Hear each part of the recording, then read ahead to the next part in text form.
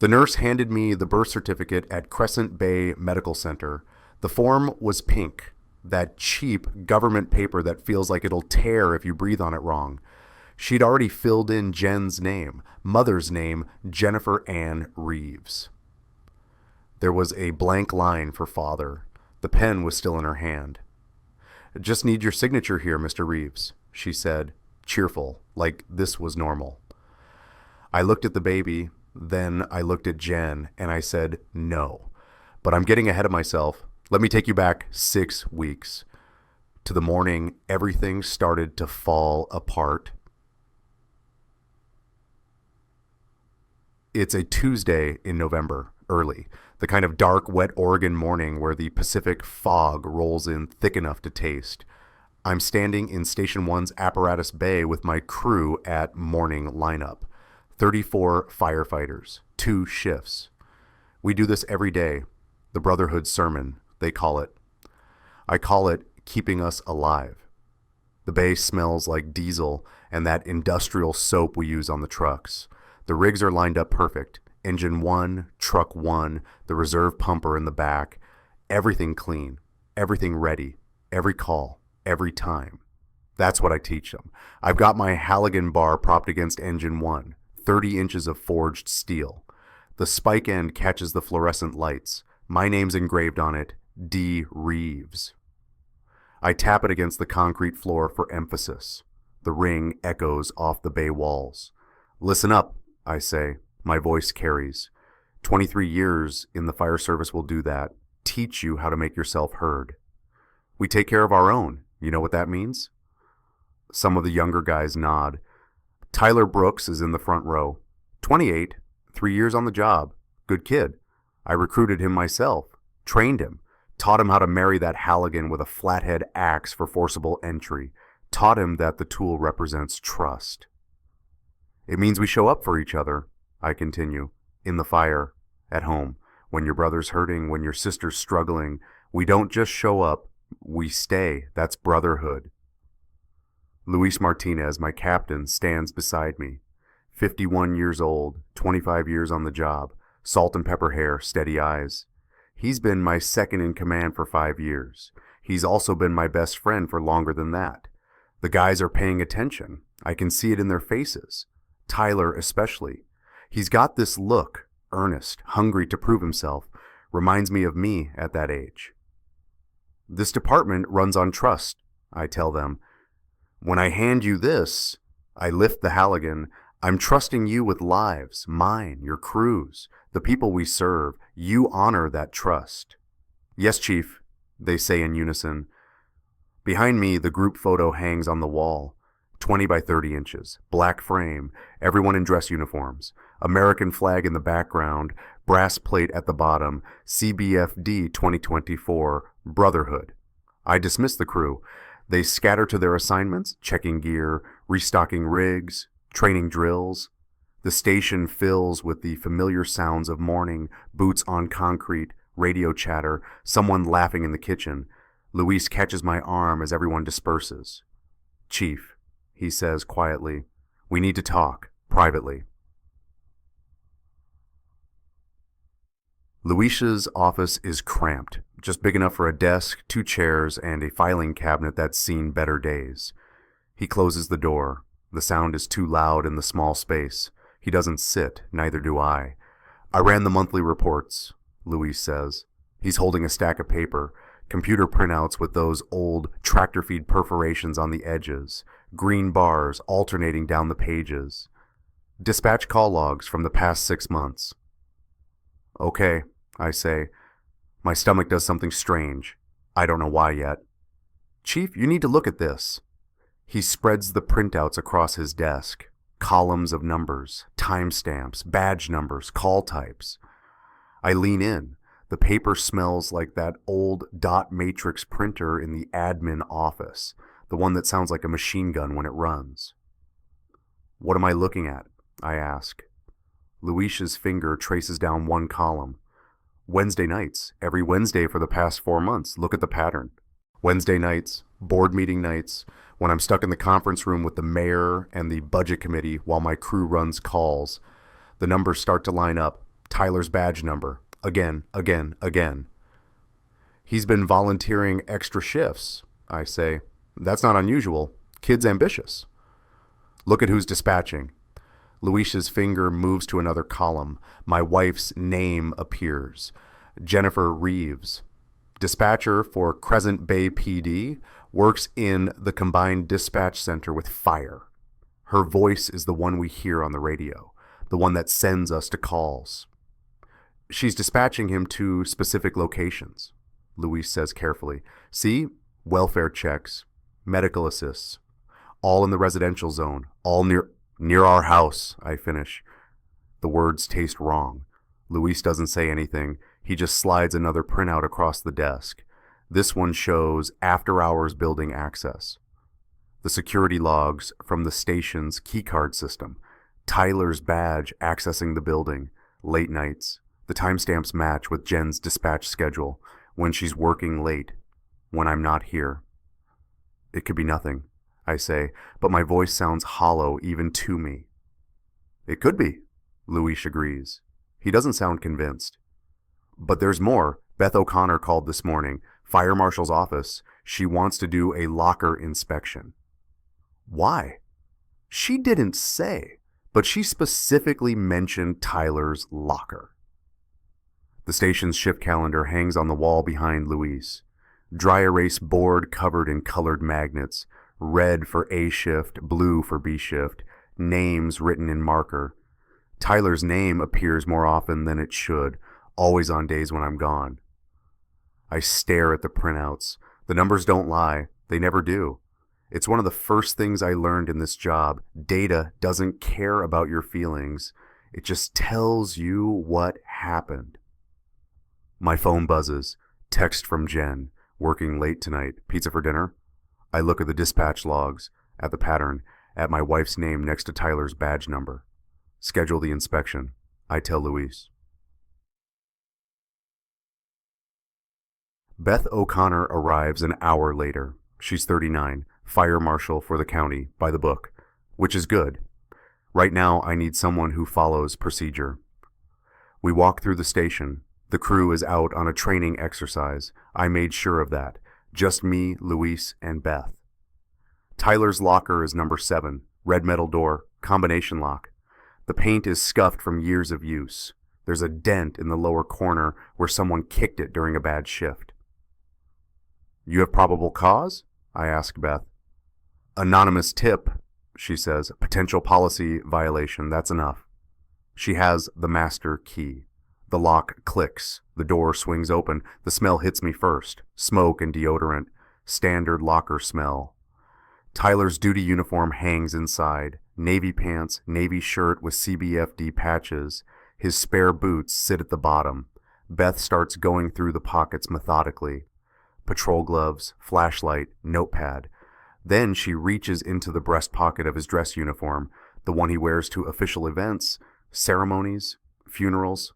Her hand comes out holding something silver. My breath stops. It's a bracelet. Simple silver chain, delicate, the kind a woman wears. Beth holds it up to the light. There's an engraving on the clasp. I don't need to get closer to read it. I know what it says. D+J forever, 20 years. I gave that bracelet to Jen 3 months ago, our 20th anniversary. We went to that little jewelry shop on Main Street. The old guy who owns it, he engraves by hand. I watched him carve each letter, paid extra for the handwork. Jen cried when I gave it to her, said she'd never take it off. The bracelet is cool and heavy in my palm when Beth hands it to me. It still smells like Jen's perfume, that vanilla scent she always wears. Chief? Luis's voice sounds far away. I turn the bracelet over. The engraving catches the fluorescent light. Perfect script. My initials. Her initial. 20 years. It was in Tyler's locker. In his dress uniform pocket. The uniform he wore to the department Christmas party last year. The one where Jen came as my date. Where everyone took photos in front of the apparatus. Beth keeps searching.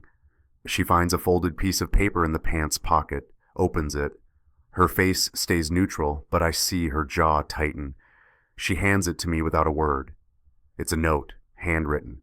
Jen's handwriting, I'd know it anywhere. The same loops and curves she uses when she writes grocery lists, when she signs birthday cards. Tyler. Tonight was perfect. Thank you for seeing me, really seeing me. Not just the dispatcher, not just the chief's wife. Me. Jay. There's more in that locker. A hotel keycard. Receipts tucked into a zippered pocket. Love notes written on dispatch note paper. Luis is staring at the group photo on the wall. The one from the apparatus bay. I follow his gaze. Tyler is standing in the second row, right behind Jen. She's in the photo because dispatch liaison always attends. In the picture, Tyler's hand is on her shoulder. I thought it was just for the pose. Everyone touching everyone. Brotherhood. Now I see it differently. The way his fingers rest on her shoulder. The way she's leaning back slightly. The way they're both smiling. It was right there. The whole time. Beth closes Tyler's locker. The metal door clangs shut. The sound echoes in the empty station. I'll need to file a report, Beth says quietly. This is a policy violation at minimum. Fraternization, conflict of interest. If anything happened on duty... I know, I say. The bracelet is still in my hand. I close my fist around it. The metal digs into my palm.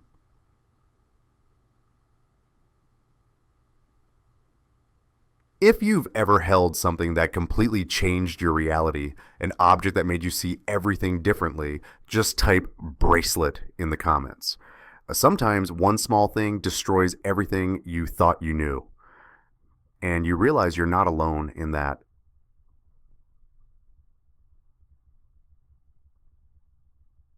I drive home. The fog has lifted. It's one of those rare, clear November days where you can see Mount Hood in the distance.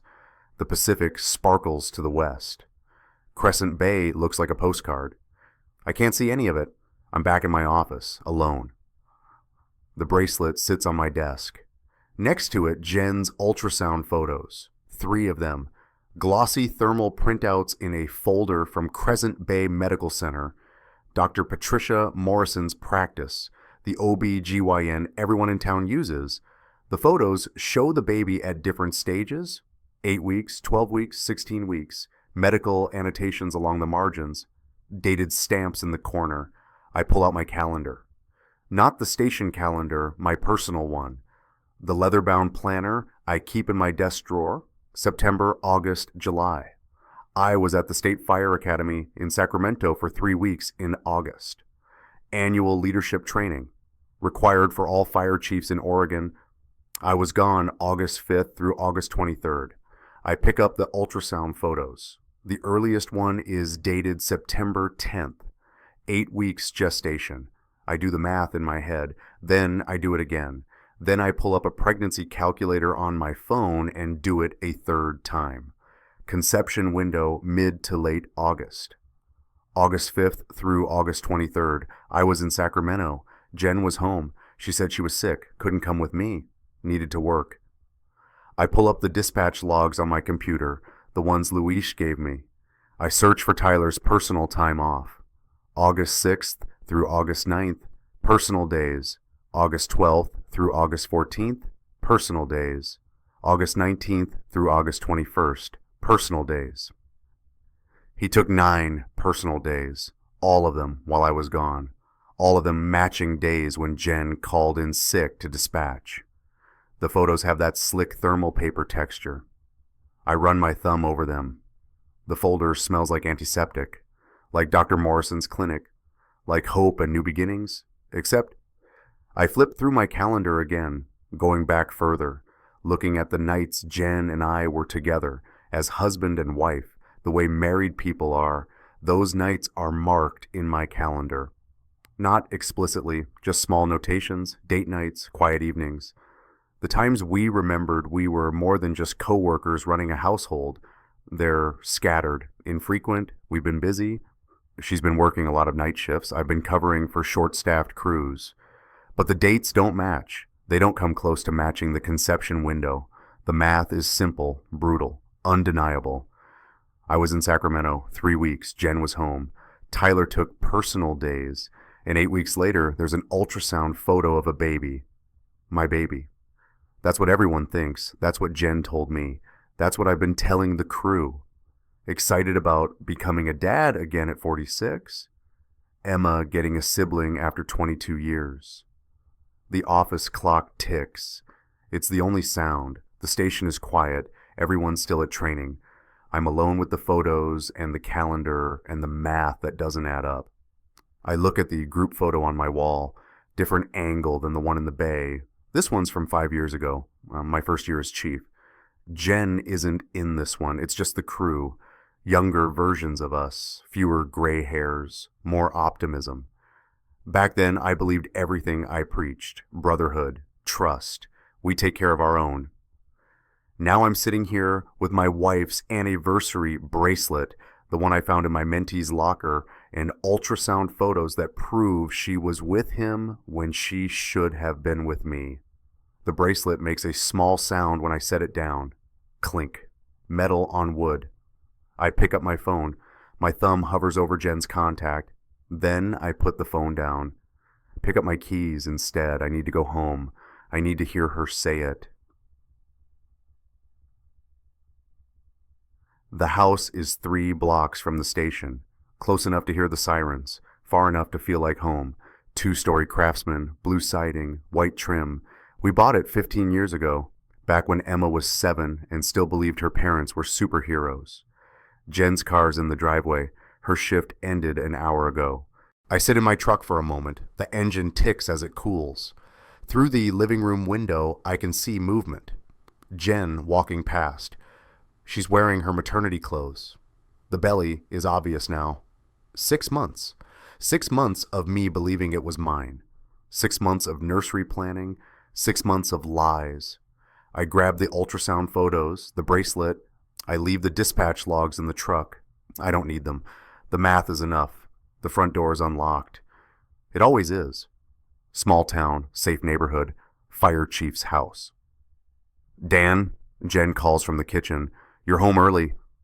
I walk in. She's at the counter, cutting vegetables for dinner. There's a navy blue duffel bag by the back door, the baby go bag, packed and ready, CBFD patch sewn on the side. Someone from the station gave it to us as a gift. Probably thought it was cute. Jen turns around, smiles, then sees my face. The smile fades. What's wrong? She asks. I put the ultrasound photos on the kitchen table, the bracelet next to them. Where'd you find that? Her voice is too high, too quick. I've been looking everywhere for Tyler's locker, I say. The kitchen is too quiet. The refrigerator hums. The clock over the stove ticks. Normal sounds, but everything feels wrong. Jen's hand moves to her belly, protective, instinctive. Dan, I can explain. The dates don't match. I cut her off. My voice is flat, clinical, like I'm reading a report. I was in Sacramento, 3 weeks in August. You were here. Conception window is mid to late August. Tyler took personal days, 9 of them, all while I was gone.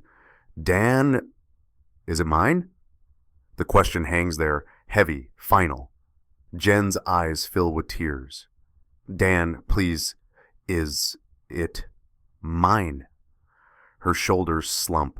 She leans against the counter, one hand still on her belly, the other gripping the edge of the granite.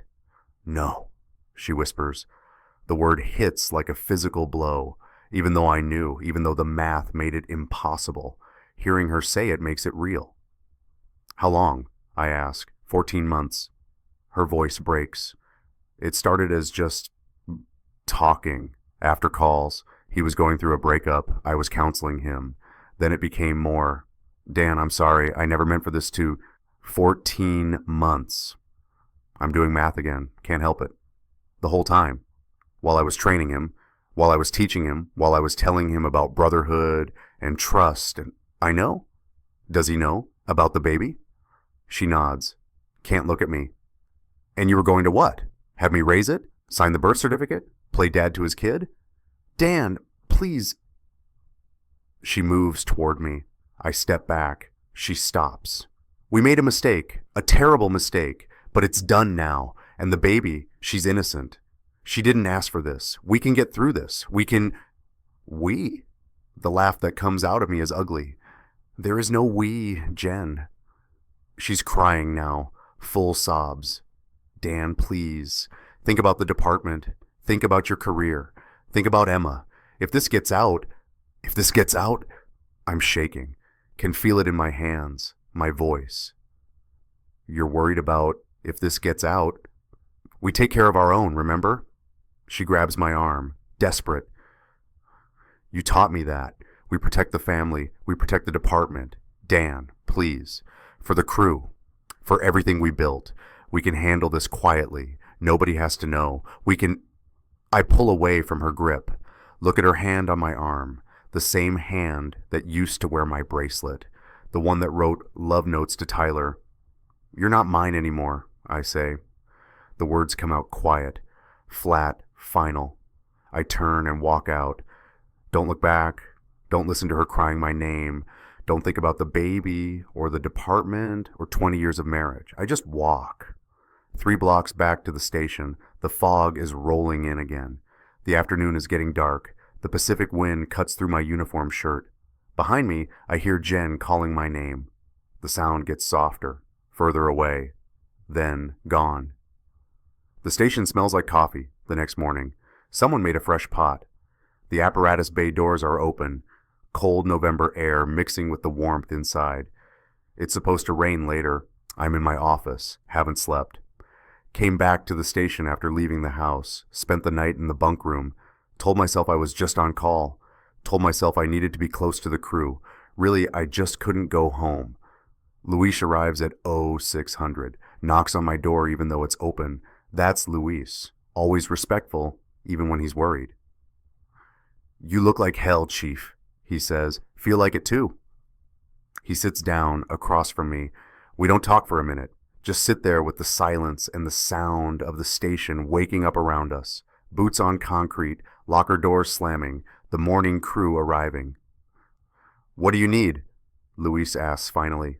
Time, I say, and for Tyler to act normal for one more day while I figure out what the hell I'm doing. Luis nods. Beth filed her preliminary report. Nothing formal yet. She's giving you 48 hours before it goes to the county. Generous of her. She's a good person. Knows this is, He trails off. Doesn't finish the sentence. Doesn't need to. Where's Tyler today? A shift. He's already here. Wants to talk to you, actually. Asked if you had time this morning. Of course he did. Kid has no idea, I know. Probably wants to discuss some training exercise, or ask about his probation eval, or make small talk about the baby like he hasn't destroyed my entire life. Send him in, I say. Might as well get this over with. Tyler Brooks walks into my office like he owns the place. That's not fair. He walks in like he always does, confident, eager, the way a young firefighter walks when he thinks he's doing everything right. He's wearing his duty uniform, navy blue, CBFD patches on the shoulders. His Brotherhood Challenge coin is clipped to his belt, the one I gave him 3 years ago when he completed probation, 2 inches of brass, department badge on the front, Brotherhood, Courage, Service on the back. I gave it to him in front of the whole crew, shook his hand, told him he was family now. The coin catches the light as he sits down. Morning, Chief, he says. He's smiling. That easy smile young guys have when they think the world makes sense. You wanted to see me? Did I? My voice is flat. His smile falters, just a bit. Luis said, I thought. I let him squirm. Watch him try to figure out what's wrong. Watch him look at my face. The bags under my eyes. The 2-day stubble I haven't bothered to shave. The uniform shirt I've been wearing for 30 hours. Chief, you okay? You look tired. Maybe you need... How's your gear? I cut him off. My gear?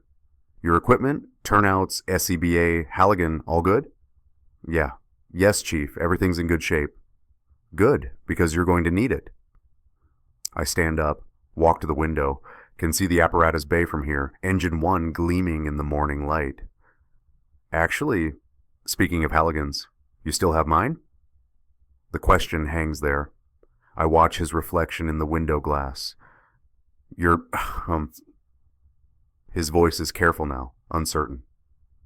My Halligan bar, the one with my name on it, D. Reeves, engraved on the spike end. I let you borrow it for training last month. You still have it? Yeah, it's in my locker. I meant to return it. In your locker. I turn around, look at him directly. Locker 7, the one with the red door. His face goes white. Actually white. Like someone drained all the blood out of him. Luis, I say, not taking my eyes off Tyler. My office, now. Luis appears in the doorway. He's been waiting in the hall, knew this was coming. Tyler's looking between us, starting to understand. I can see it dawning on his face, the realization, the fear. Chief, I can't explain. Save it. My voice is cold, colder than I knew I could make it. You have 48 hours to submit your resignation, or I file formal charges with the fire marshal, conduct unbecoming, fraternization, conflict of interest, and about 6 other violations I can think of off the top of my head. Chief, please. He stands up. The chair scrapes against the floor. Loud. She came on to me. I swear. I tried to stop it. 48 hours, Brooks. I use his last name. Not Tyler. Not Kid. Brooks. Like he's a stranger, which I guess he is. Don't make me ask twice. He opens his mouth, closes it, opens it again. Nothing comes out. And leave the coin, I say. You don't get to keep that. His hand moves to his belt, to the challenge coin clipped there. His fingers hover over it, like he's about to argue. Then he sees my face. He unclips it, sets it on my desk. The brass makes a small sound against the wood. Clink. I'm sorry, he whispers. Get out of my office. He leaves, doesn't look back. I hear his boots on the concrete, fast, almost running. The station door slams. The coin sits on my desk, next to the bracelet, next to the ultrasound photos. Little pieces of evidence, little pieces of my life falling apart. Luis is still in the doorway. You okay, Chief? No, I say, but I will be.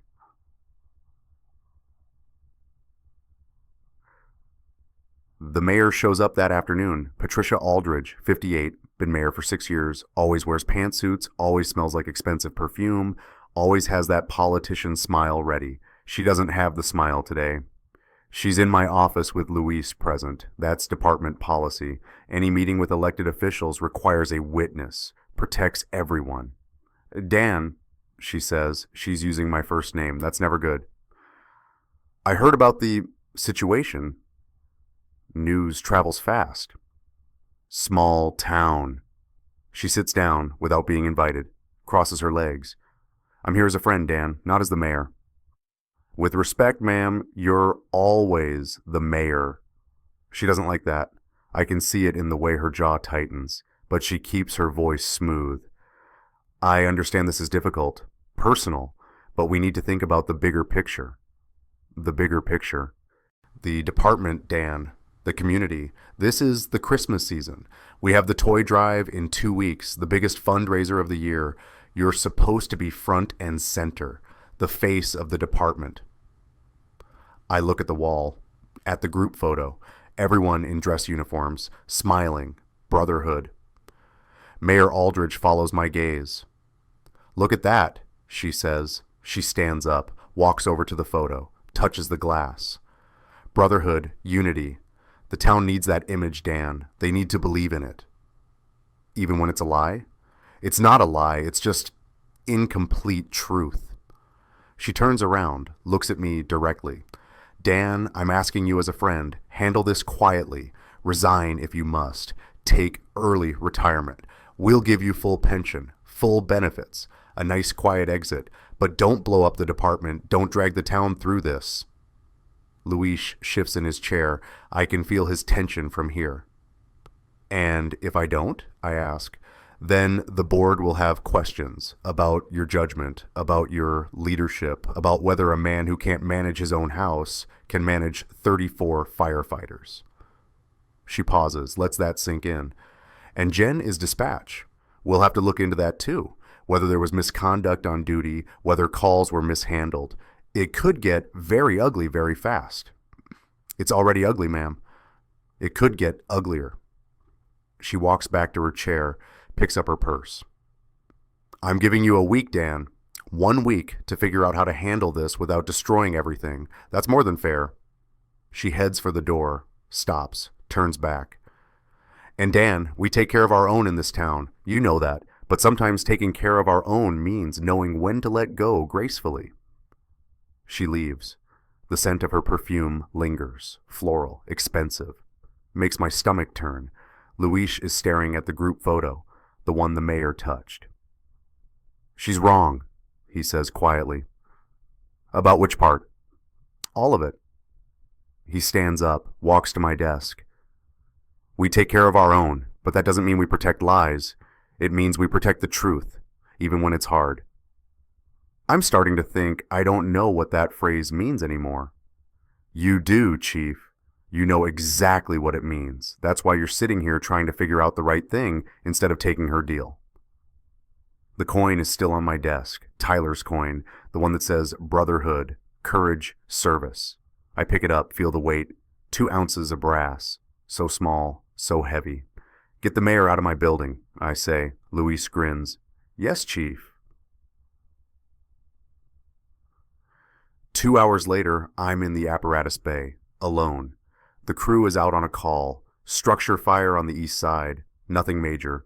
Controlled burn that got out of hand. I walk to Tyler's gear. It's hanging in his assigned spot. Turnout coat, pants, boots, helmet, everything neat. Everything ready. My Halligan bar is leaning against the wall beside his gear. He kept it close, used it. That should mean something. Should mean he respected the tool. Respected the trust. But it doesn't. Because trust is more than using the right equipment. It's more than showing up. It's about not sleeping with your chief's wife. I pick up the Halligan, 30 inches, 8 pounds. The steel is cold. The handle wrap is worn. My name on the spike end, D. Reeves. It feels right in my hands. Feels like it's back where it belongs. I'm standing there holding it when I hear the door. Emma, my daughter, 22 years old, paramedic, off duty today. She's wearing jeans and a Columbia University sweatshirt.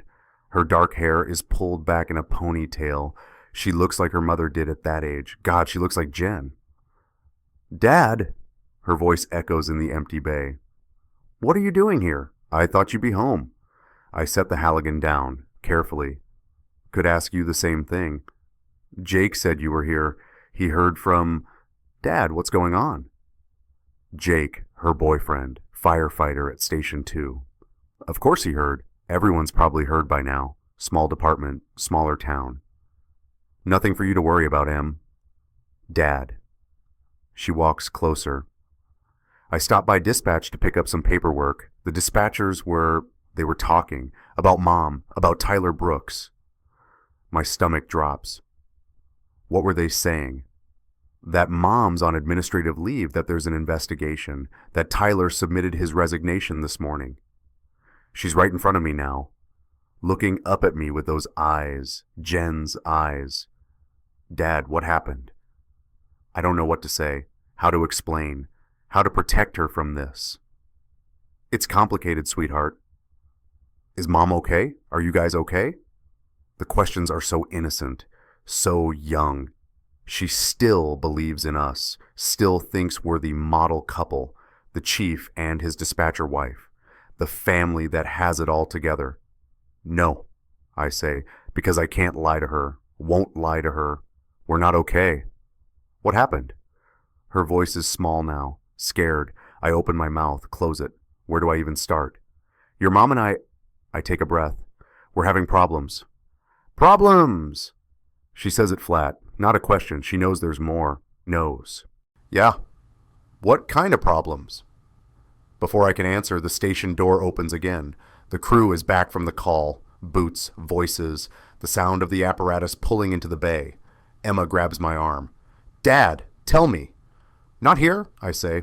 Not now. Then when? Soon, I promise. Soon. She doesn't let go of my arm. You're scaring me. I know, I'm sorry, but I need you to trust me, okay? Can you do that?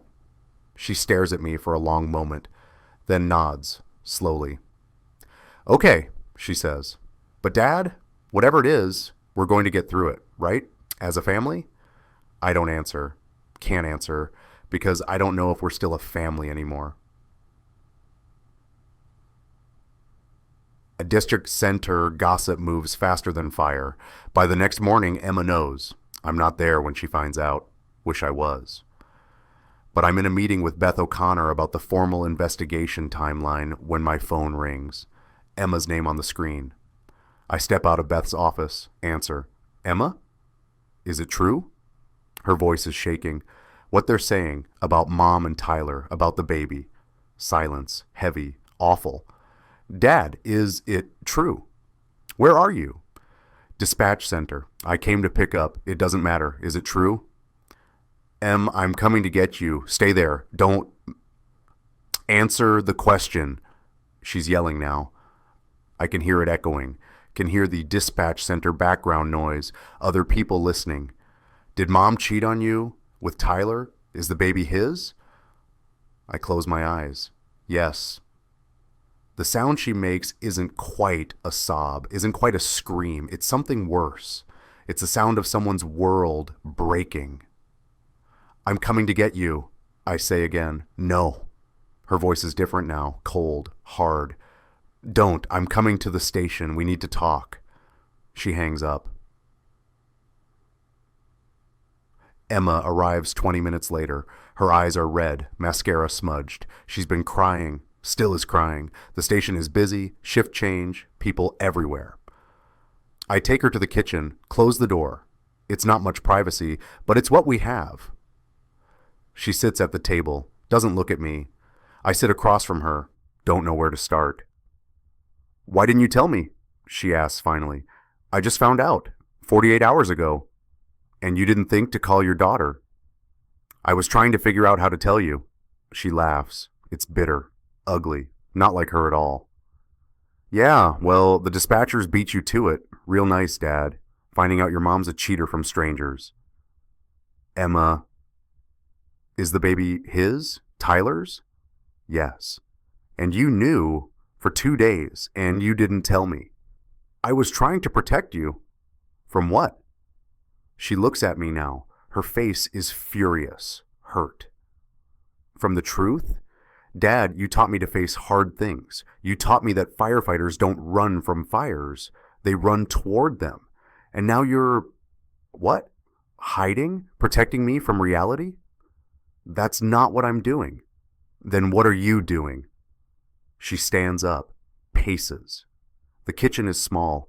She can only go 3 steps before she has to turn around. Are you leaving her? Are you getting divorced? What's happening to our family? I don't know yet. You don't know? She spins around. Dad, she cheated for over a year with a guy you work with, a guy you trained, and you don't know what you're going to do?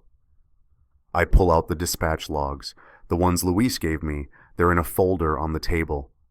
I slide them toward Emma. Look at the dates. She doesn't move. Emma, look.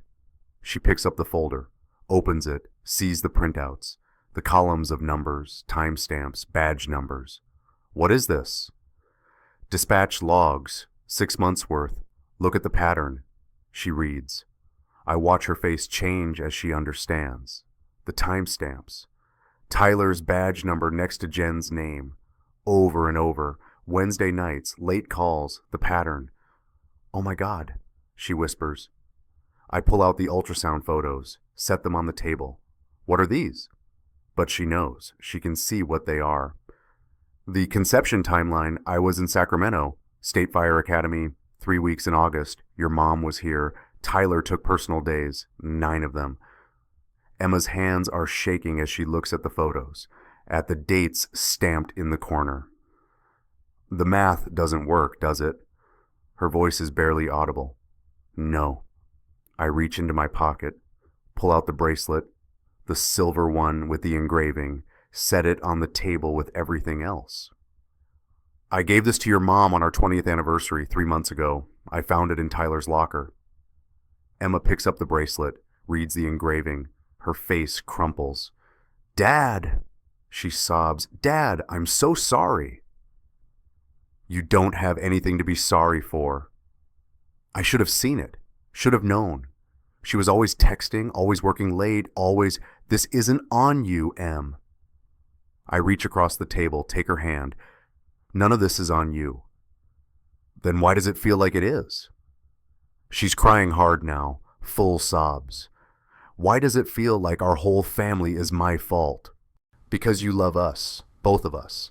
And when the people you love hurt each other, you think you should have been able to stop it. I could have. No, you couldn't. This is between me and your mom, and Tyler. You didn't do anything wrong.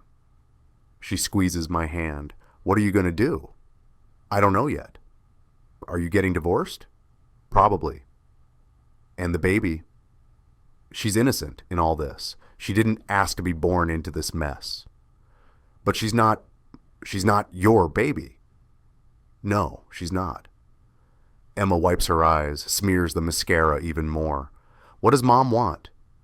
For me to stay quiet, keep the secret, raise Tyler's baby as mine, protect the department's reputation. And what do you want? I look at the evidence spread across the table, the logs, the photos, the bracelet, all the little pieces of truth. I want to do the right thing. I just don't know what that is yet. Emma stands up, comes around the table, wraps her arms around me. She hasn't done that since she was little, since before she grew up and moved away and became an adult. Dad, she says into my shoulder, you taught me that heroes don't lie, that the bravest thing you can do is tell the truth even when it hurts, even when it costs you everything. I hold my daughter, feel her shaking, feel my own tears starting. But right now, she continues, her voice breaking, you're asking me to live in a lie, to pretend Mom didn't do this, to pretend that baby is yours, to smile at family dinners and pretend everything's okay when it's not. I'm not asking you to do that. She pulls back, looks at me. Her face is wrecked, makeup everywhere, eyes swollen. Then what are you asking me? To let me figure out how to do this right. And what if doing it right means burning everything down? I don't have an answer for that. If you've ever had to tell someone you love a truth that would hurt them because protecting them from the truth would hurt worse, just drop A in the comments. Sometimes love means breaking hearts to save souls. 2 a.m. The station is quiet. The crew is asleep in the bunk room. I'm in the apparatus bay, alone. Just me and the trucks and the silence. The bay is dark except for the emergency exit lights. They cast everything in that weird green glow. Engine 1 sits in front of me. 30,000 pounds of red metal and chrome. Clean, ready, waiting. I lean against it. The metal is cool through my uniform shirt. The group photo is on the wall. I can barely see it in the dark. But I know it's there. 34 firefighters, all looking at the camera, all smiling, all pretending we're a family, except we're not. Not really. Because family doesn't lie. Family doesn't betray. Family doesn't sleep with each other's wives and then smile like everything's fine. My Halligan bar is leaning against the truck, right where it belongs. I pick it up, feel the familiar weight, the cold steel, the worn handle wrap. This tool represents trust. That's what I told Tyler, what I've told every firefighter I've ever trained. Trust. The word feels meaningless now. I look at the shift calendar on the wall, the whiteboard with the colored magnets, red for A shift, blue for B shift, names written in marker. Tyler's name is gone. I erased it this afternoon, drew a line through it, took his magnet off the board. In 2 weeks, there's the Christmas toy drive. Big red circle around December 1st. The whole department participates. We collect toys for kids who wouldn't have Christmas otherwise. Set up at the mall, kids sit on the fire truck, take pictures. We wear our dress uniforms and smile. I'm supposed to lead it. The mayor's right about that. I'm supposed to be the face of the department, the chief, the one everyone looks up to. How am I supposed to do that now? How am I supposed to stand there and talk about community and family and taking care of our own when my own family is falling apart? My phone buzzes. Text from Jen. Please come home. We need to talk. I love you. I don't respond. Another text from Emma. Dad, are you okay? I'm worried about you. I type back, I'm fine, at the station. Get some sleep. She responds immediately. I can't sleep. Can I come over? Not tonight, sweetheart. Tomorrow, I promise. The apparatus bay echoes. Every sound bounces off the walls. The concrete, the trucks, my own breathing sounds too loud.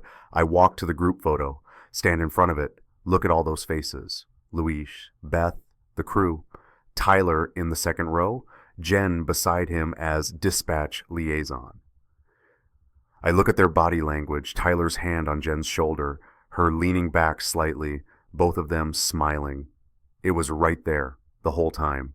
I just didn't see it, or maybe I didn't want to see it. I think about what the mayor said. Handle this quietly, resign, take early retirement, let it all fade away.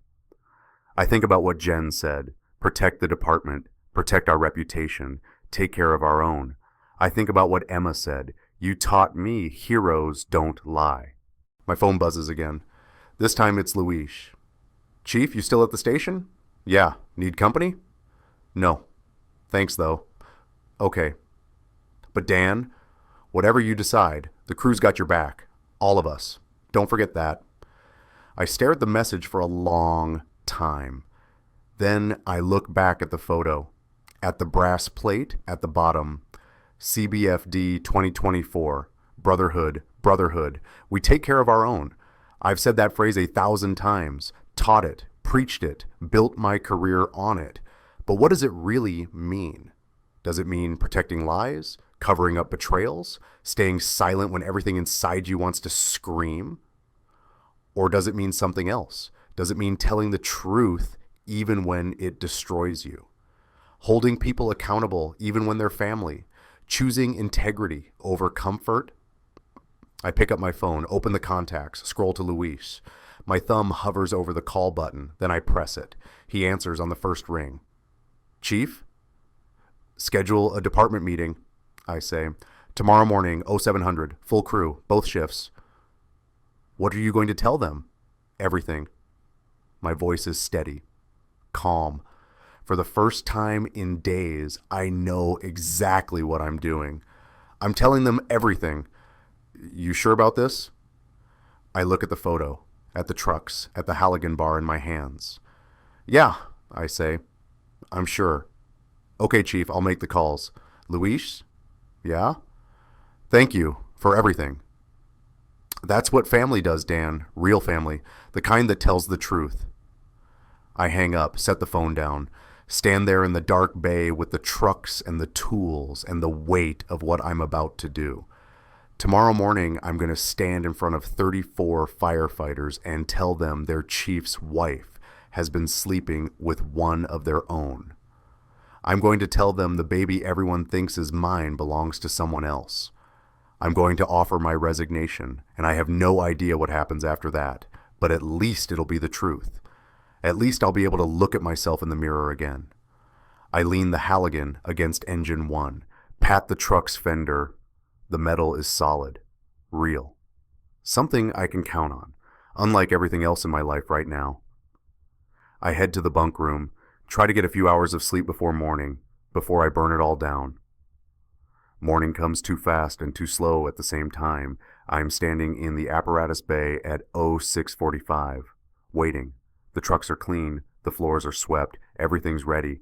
The crew starts arriving, A shift, B shift, everyone. Luis called them all in, told them it was mandatory, told them the chief had something to say. They file in, boots on concrete, quiet conversations, everyone wondering what's going on.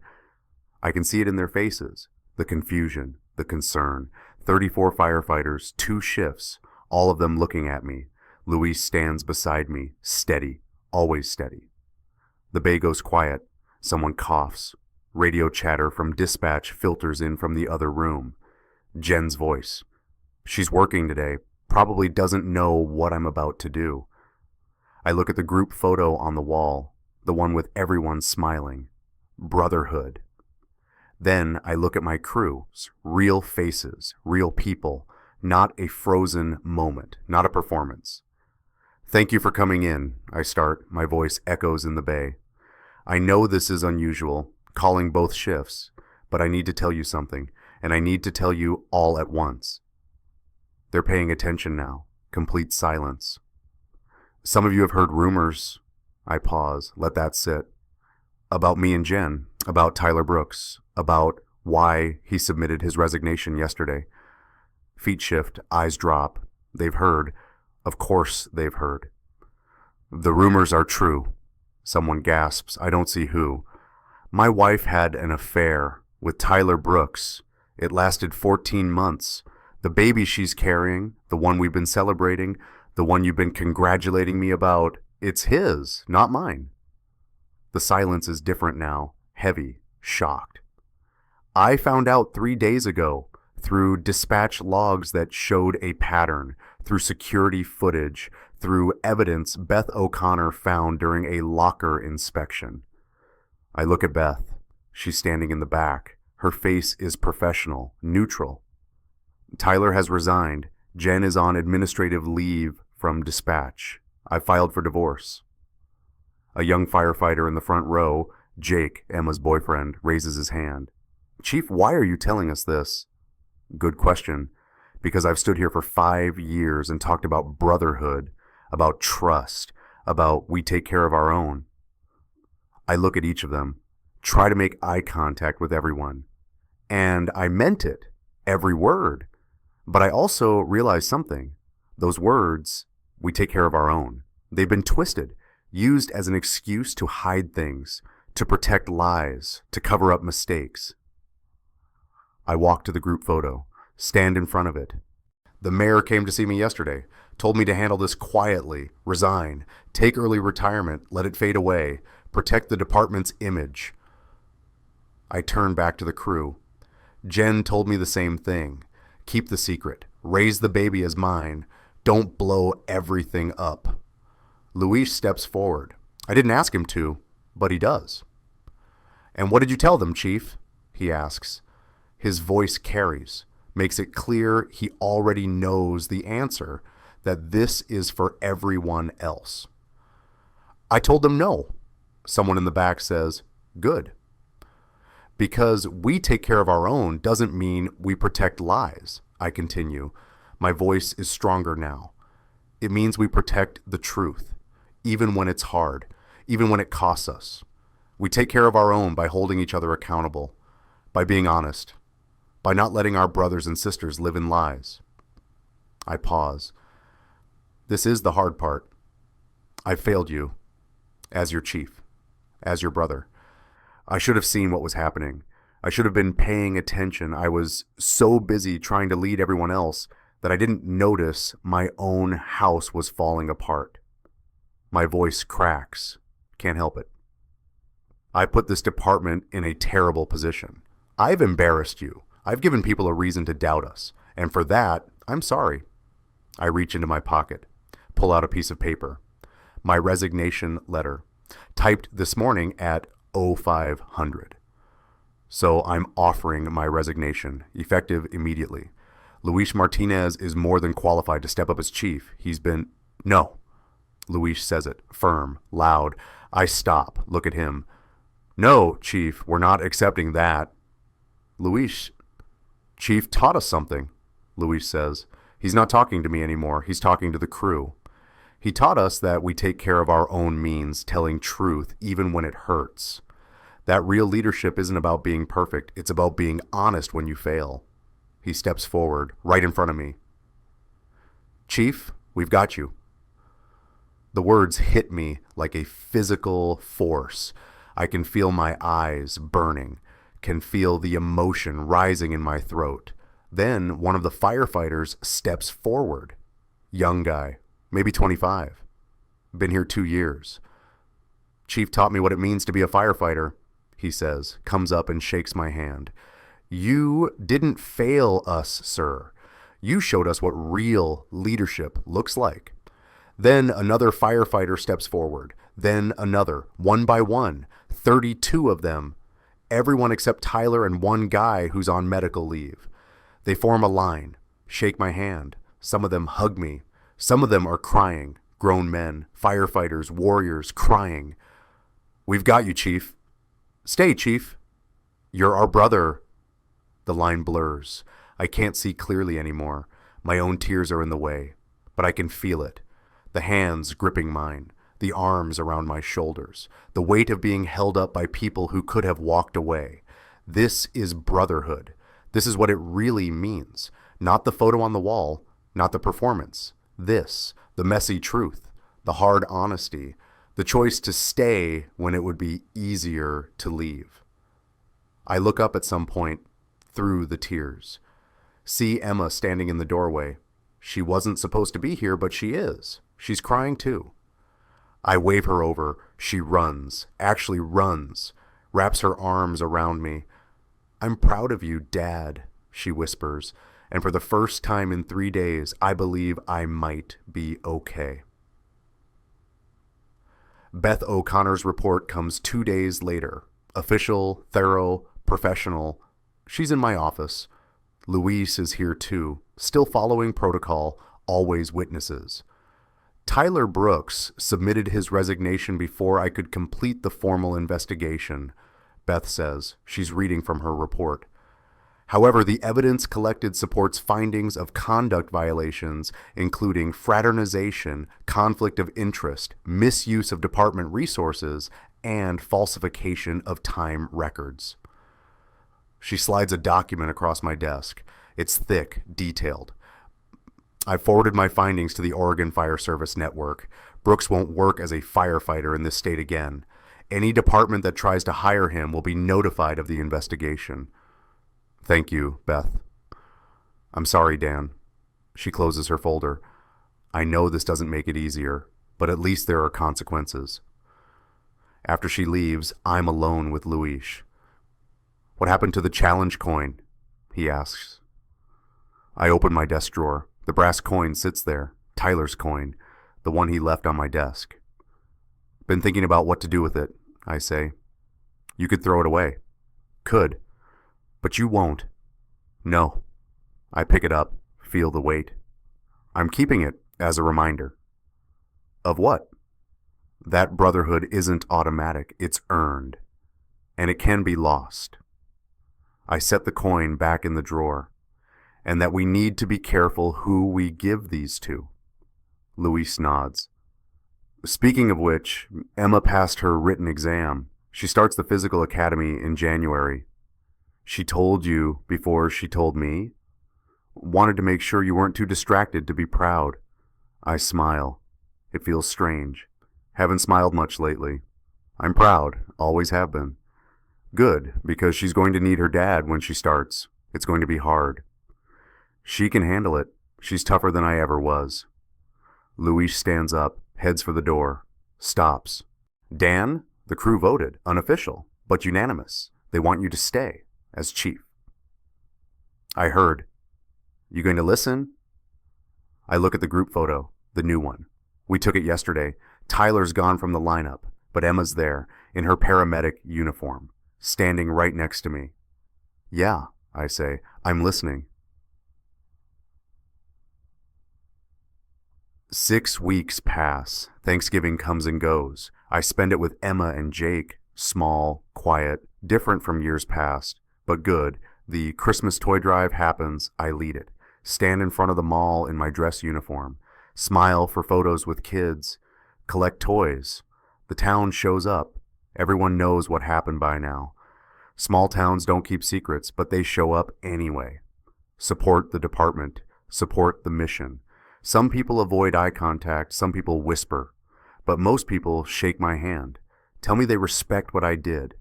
Tell me their kids look up to firefighters, and I showed them what integrity looks like. It helps. Jen moves out officially in early December. Goes to Salem, lives with her sister. We communicate through lawyers. The divorce is straightforward. No custody to fight over. No shared assets I care about keeping. I let her have whatever she wants. I just want it to be over. The baby is due December 20th. Dr. Morrison calls me 2 days before. Dan, I need to talk to you about the delivery. She says, okay. Jen doesn't have anyone to be there with her. Her sister can't make it. And Tyler... She pauses. Tyler isn't in the picture. That's not my problem, Patricia. I know it's not, but there's paperwork, birth certificate, legal issues. Someone needs to be there to make decisions. Call Beth O'Connor. She's been the witness on everything else. She can be there for this too. Are you sure? Positive. But the night of December 20th, my phone rings at 2 a.m. It's Beth. Dan, I'm at the hospital. You need to know. Jen's in labor. Baby's coming. Why are you calling me? Because the hospital needs someone to witness. And because... She pauses. Because I think you should be here. Not for Jen. For yourself. For closure. I almost say no. Almost hang up. But something stops me. I'll be there in 20. Crescent Bay Medical Center is quiet this time of night. The obstetrics ward is on the 3rd floor. Beth is waiting in the hallway outside the delivery room. She's almost done, Beth says. Any minute now. Where's Tyler? Not here. Hasn't been here at all. Coward. Even now. Even for his own child. A nurse comes out, smiles, doesn't know the situation. Are you Dad? She asks me. No, I say, firm, clear. I'm not. The smile falters. Oh, sorry, I just assumed. Don't assume. The baby is born at 2:47 a.m. December 20th. A girl. 7 pounds, 3 ounces. Healthy.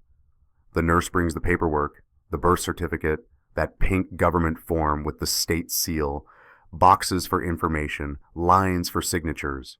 She's already filled in Jen's name. Mother's name, Jennifer Ann Reeves. There's a blank line for father. The nurse holds out the pen. Cheerful, routine, just another birth, just another form.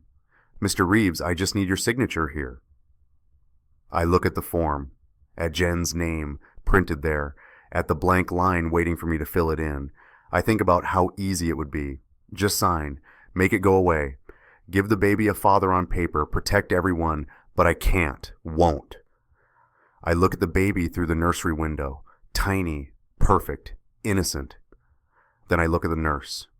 No, I say quietly. I'm sorry? I'm not signing that.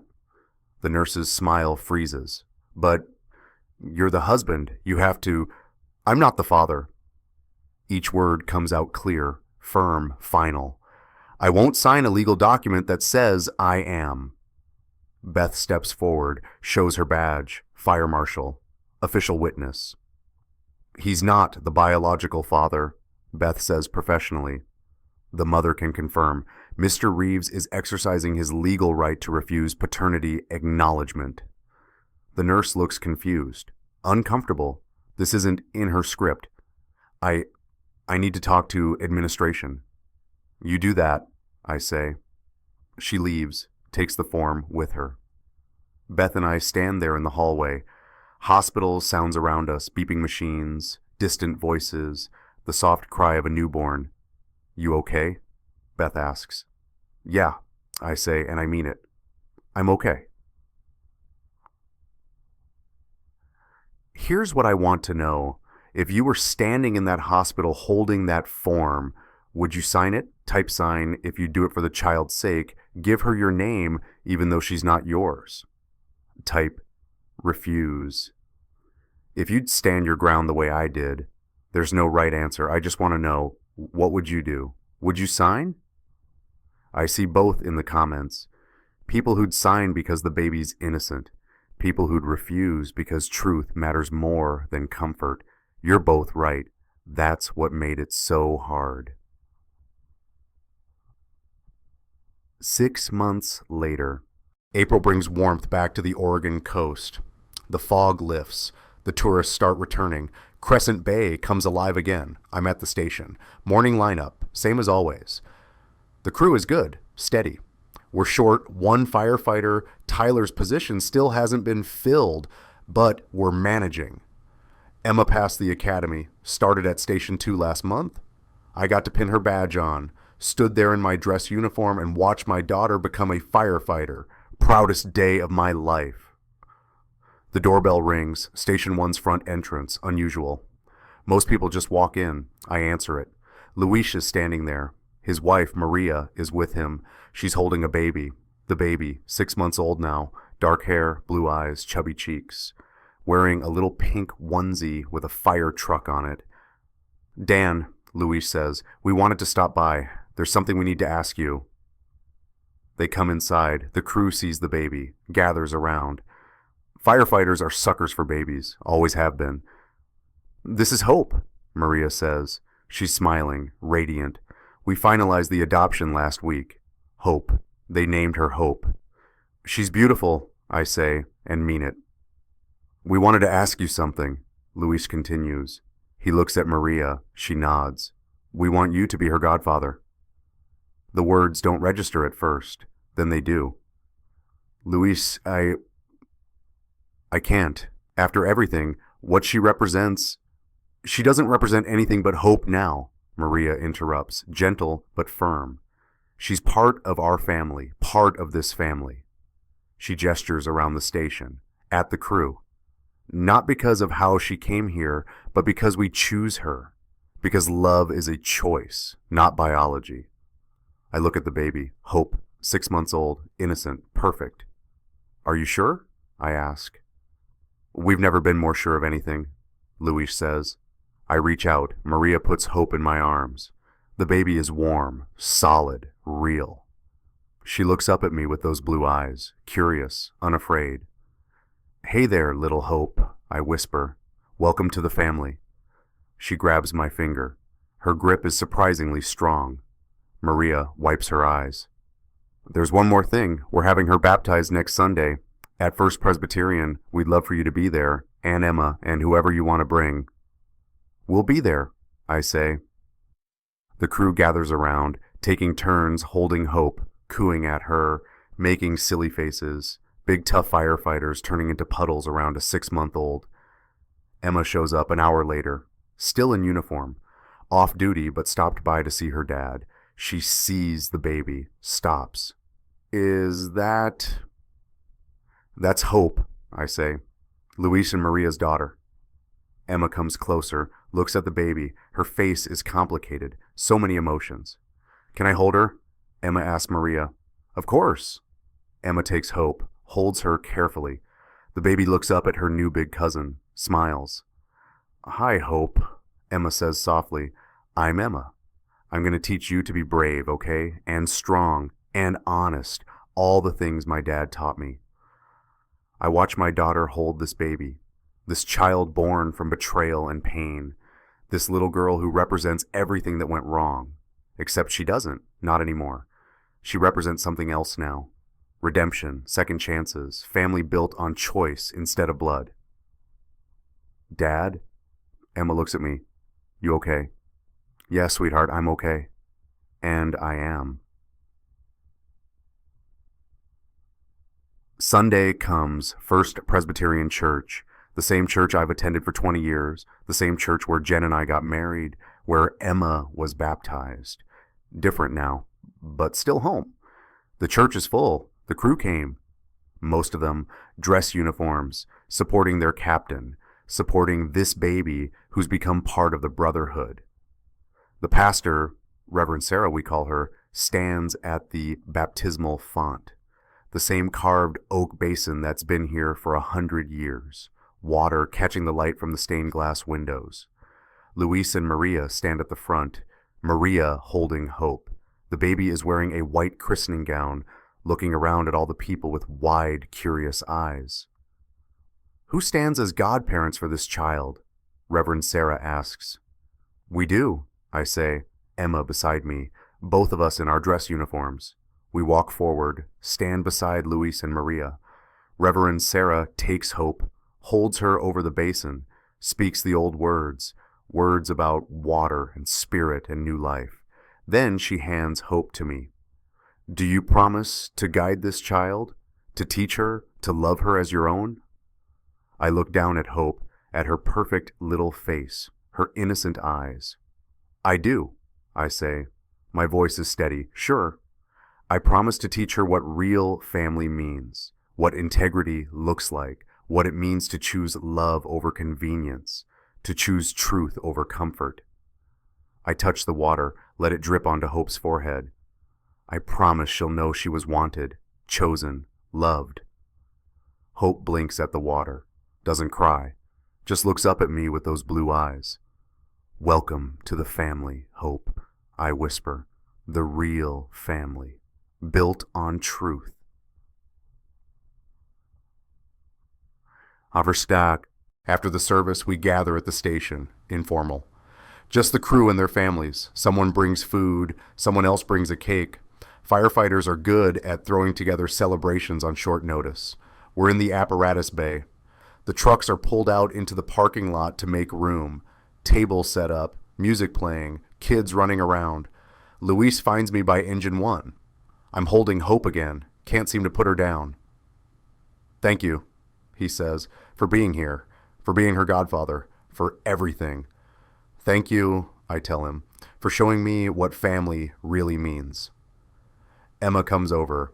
She's in civilian clothes now, jeans and a Station 2 t-shirt. Her badge is clipped to her belt. Dad, can we take a photo? She asks. You, me, Hope, Luis, and Maria by the truck. Yeah, I say. Let's do that. We gather. Luis gets Jake to take the photo. The 5 of us, 6 counting Jake, standing in front of engine 1, the same truck where I used to teach rookies about brotherhood, about trust, about we take care of our own. Everyone smile, Jake says. But before he takes the photo, I look at my family, the one I have now. Not the one I thought I had, Luis, my brother, not by blood, but by choice, by years of standing beside each other in fires and in life. Maria, who chose to love a child that wasn't hers, who showed me that family is built, not born. Hope, innocent, perfect, the baby I thought would represent my failure, who instead represents redemption. Emma, my daughter, my pride, the one who held me accountable, who reminded me that heroes don't lie.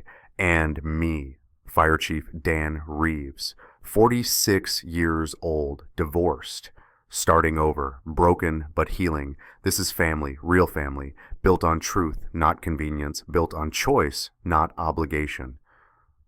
We take care of our own, I say out loud, not teaching, not preaching, just stating fact. Luis grins. Damn right we do, Chief, by telling the truth, by holding each other up, by choosing each other every day. Every call, every time, Emma adds. Every call, every time, the crew echoes. Some of them heard us, came over, 32 firefighters, all of them family, all of them brothers and sisters, not by birth, but by choice.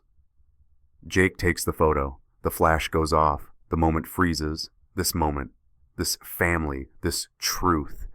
And for the first time in 7 months, I know I'm exactly where I'm supposed to be. Later that night, I'm alone at the station, cleaning up. Everyone else went home. Just me and the quiet. I walk to the wall, to where the group photo hangs. The new one, the one we took 6 months ago. Tyler's gone, but Emma's there, in her paramedic uniform, smiling. Next to it, I hang the photo from today, the one Jake took. Me and Emma and Luis and Maria and Hope in front of engine 1, the apparatus bay in the background, 2 photos, 2 versions of family. But only one is real. I step back, look at both of them. My Halligan bar is leaning against the wall beside the photos, right where it belongs.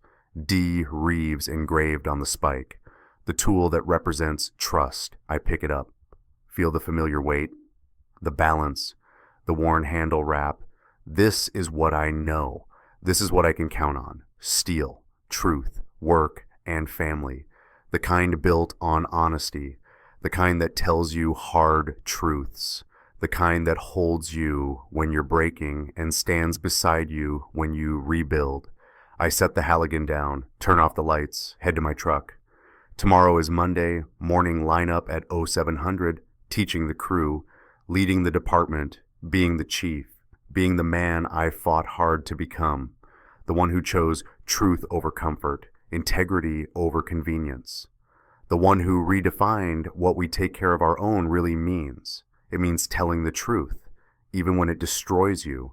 It means holding people accountable, even when they're family. It means building something real, something that lasts, something based on choice and honesty and love that's earned, not assumed. I drive home. 3 blocks from the station. The house is quiet, empty now. Just me. But I'm not alone. Not really. I've got a crew, a daughter, a godchild, a brother and Luis, a family built on truth. And tomorrow I get to wake up and look at myself in the mirror and know I did the right thing, even when it cost me everything, especially because it cost me everything. I fall asleep thinking about Hope, about her tiny hand gripping my finger, about her blue eyes looking up at me with trust, about the promise I made, to teach her what real family means, what integrity looks like, what it means to choose truth. She'll know. I'll make sure she knows. We all will. Luis and Maria redefined what family means for me. Not who you're born to, but who chooses you. Who shows up with truth instead of comfortable lies. If you've built your own chosen family, blood or not, I'd love to hear about them in the comments. Who showed up for you when biology didn't? And if this story moved you, hit subscribe. I tell stories about people who chose integrity over comfort, about real families built on truth. I'll see you in the next one.